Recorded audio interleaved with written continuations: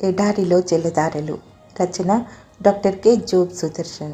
మనం కొంత మట్టుకు ఎరుగుదుము. 1 కొరింథీ 13:9. క్రొత్త నిబంధనలో పౌలుకు సాటి అయిన జ్ఞాని కనిపించడు. అతడు విద్యావంతుడు, జ్ఞాని, పరిసేయుడు, సిద్ధాంతకర్త, గ్రంథకర్త. అతడు నిలబడి తన వాదన వినిపిస్తే రాజులు, గవర్నర్లు సైతం అవాక్కైపోయేవారు.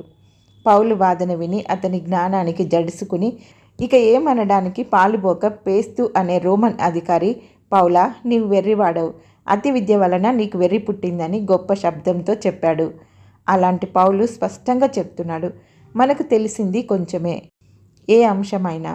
ఈవెన్ హోమర్ నాడ్స్, హోమర్ సైతం అప్పుడప్పుడు తల ఊపుతాడు అని ఒక సామెత ఉంది. ప్రాచీన ప్రపంచంలో హోమర్ ఋషి కన్నా మేధావి, జ్ఞాని వేరొకరు లేరని ప్రతీతి. హోమర్, షేక్స్పియర్, ఐన్స్టీన్ ఇలా కొందరు మేధావుల పేర్లు చెప్తుంటారు. మానవ చరిత్రలో మొట్టమొదటి కావ్యాలను, ఇతిహాసాలను రాసినవాడు హోమర్. అతనికి తెలియనిదంటూ ఏమీ లేదని నమ్మేవారు. అయితే ఆ హోమర్ మహాశయుడు సైతం త్రుట్టుపడతాడు. కొన్నిసార్లు ఇతరులు చెప్పిన దానికి ఓహో అలానా అంటూ తల ఊపుతాడు. మనుషుల్లో సర్వజ్ఞుడనేవాడు ఎవరూ లేరు.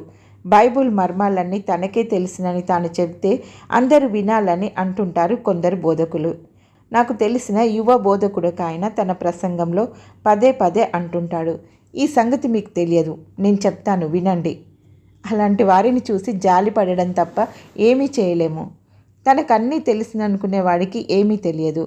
అలాంటి వారు అనవసరమైన వాదాలలో వ్యర్థులైపోతారు. దైవ సంబంధమైన జ్ఞానం వినయ మనస్సునిస్తుంది. లోక సంబంధమైన జ్ఞానం ఉప్పొంగజేస్తుంది. మౌనంగా ఉన్నంతసేపు నీకు చాలా విషయాలు తెలుసుననుకుంటారు అందరూ.